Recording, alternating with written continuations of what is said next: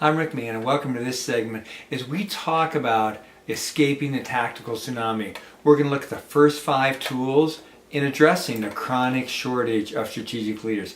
We believe that there's people all around us who are working hard at a tactical level who can elevate their work and their leadership to a strategic level, making a greater impact on those around them, leading their teams more effectively. We're going to go through these 5 tools, one in each chapter, one in each segment. The first is creating value. What do you do that others value? Then we're going to look at stakeholder analysis, where we can understand those that we serve. We want to look at self-awareness, how we can grow in the understanding of ourselves. Looking at the strategic altitude, do we engage at the visionary, strategic, or tactical level? And then lastly, how the good to great rubric can help all of us as individuals and teams to perform better. We think that these tools can be part of the process in helping you to lead more strategically. So if we have a chronic shortage of strategic leaders that we've identified as a persistent problem, what's the solution? Well, first and foremost, it's helping the tactical people around us to engage at a higher strategic altitude. Tactical people can lead and work at a higher level if we provide strategic learning opportunities, if we coach them in their strategic thinking and skill building. Also, if we can equip the strategic leaders that we do have to raise the altitude of their direct reports and the teams that work with them. Then lastly, we want to ask ourselves, how can we allocate some time to strategic engagement in as few as 30 minutes a week, a couple hours a month, or a half day or a day per quarter? This can be transformational in creating the outcomes and results that you want for your organization. We can begin unpacking the first 5 tools by asking a question with each tool. As we look at these, creating value, the question, what do you provide that others value? Stakeholder analysis, whom are the others you serve? Self-awareness, how are you unique? Strategic altitude, at what level do you lead? Good to great rubric, are you getting better? We can also look at the first 5 tools and how they deal with specific problems. Creating value deals with the problem of an inward focus across the organization. Stakeholder analysis, not knowing the many groups you serve. Self-awareness, not knowing your unique value proposition to each stakeholder. Strategic altitude, working and leading at a tactical level. Good to great rubric, performance that doesn't matter. Let's look at creating value. What do you provide that others value? The problem of an inward focus. The solution is an outward focus, as we help those across of our organization to look outside the organization to the marketplace and those whom they serve. We can ask ourselves with clarity, what products, services, or relationships are we engaged in and that we provide value to? How about you? Who are you in the unique value that you create to those around you?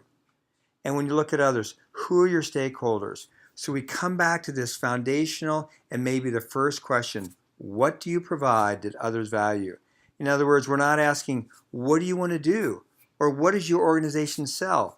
We start with an outward focus by going out into the marketplace or those that we serve and say, do we provide something that you value, that you need, that you would pay for? Foundational and probably foremost is creating value.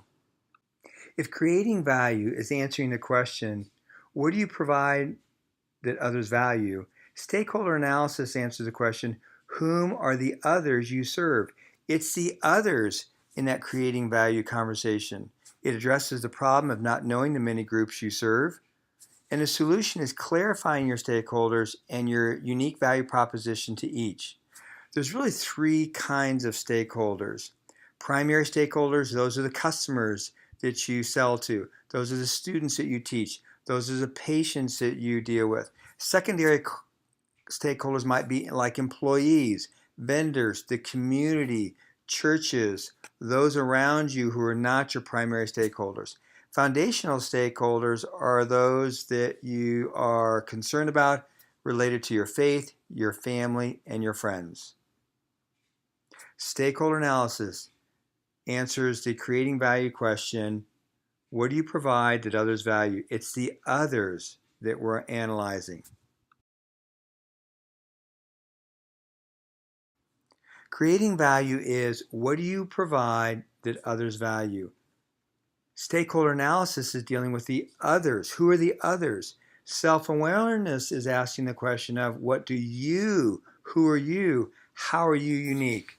The problem is not knowing how you are unique in the marketplace. The solution is clarifying who you are in the marketplace and the value that you bring. There's three aspects of this: understanding yourself, understanding how people experience you. In other words, you could say, I'm pretty introverted, but do people experience you as an introvert or an extrovert? Understanding yourself, understanding how people experience you, and the versatility. You may be an introvert, but you may be versatile enough to be an extrovert if the situation requires that. The fourth tool is strategic altitude. At what level do you lead? This book is about escaping the tactical tsunami. And the problem is that so many people are working and leading at the tactical level. The solution is helping tactical people and others to lead at a strategic level.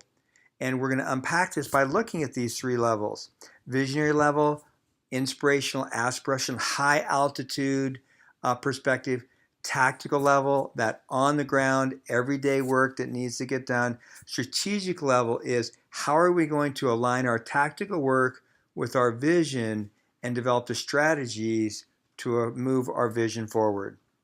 The fifth tool is our good to great rubric. This deals with the problem where performance doesn't matter. The solution is transparent assessment and improvement. On the one hand, this tool is quite simple. The rubric is great, good, adequate, poor, train record, non-existent. The more nuanced or difficult or courageous part of this that's needed is to look at our work, assess it accurately and transparently, and then to move towards ongoing and continuous improvement.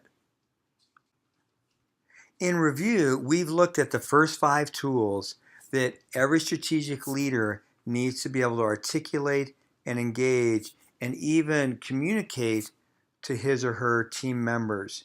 Creating value. What do we provide that others value? Stakeholder analysis. Who are the others? Self-awareness. What do we know about you as an individual, professional, or organization? Strategic altitude. Escaping the tactical tsunami by raising the altitude at which we work and engage.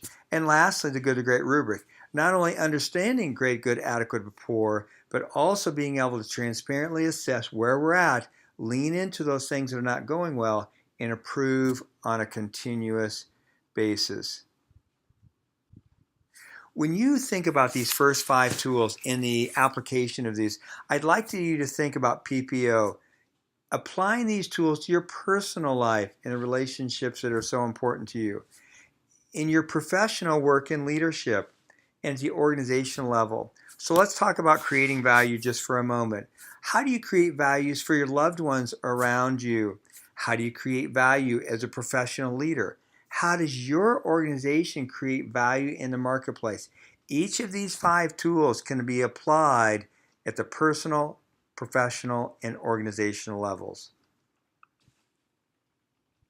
I trust you found these 5 tools helpful, and you can already begin to think about how in your personal, professional, organizational life, how you can put these into practice.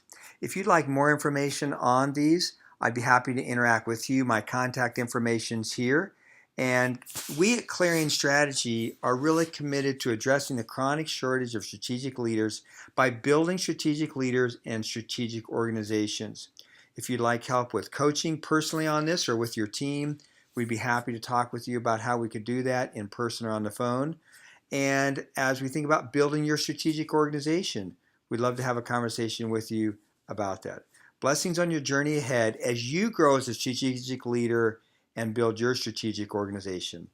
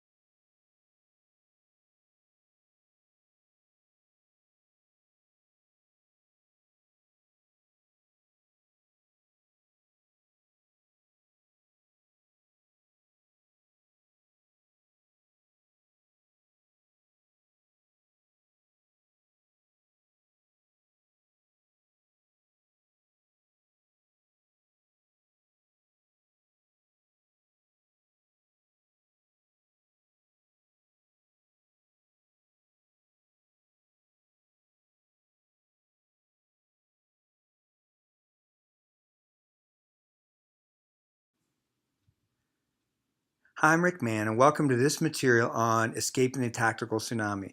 Everywhere I go, I meet hardworking people who are trying to dig themselves out of the tactical tsunami around them. Here we give you 5 tools that will help you grow as a strategic leader.